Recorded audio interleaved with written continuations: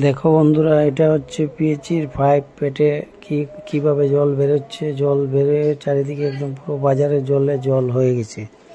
এটা হচ্ছে 5 গ্রাম বাজারে পিএইচির পাইপ পেটে এই অবস্থায় একদম বহু জল এমনিতে বেয়ে গেছে। আমরা তো খাওয়ার জলই পাওয়া যায় না, আর এদিকে পাইপগুলা পেটে কি পরিমাণ জল বেরোচ্ছে দেখো।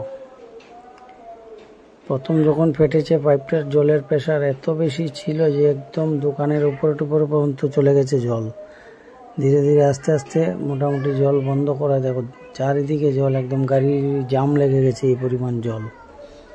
যেদিকে দেখছো এই দেখো সামনে পাথর উত্তর একদম জলের সঙ্গে যা আসলো ছিটকে চারিদিকে একদম আমার দোকানের সামনে বন্ধু, চারিদিকে শুধু জল আর জল।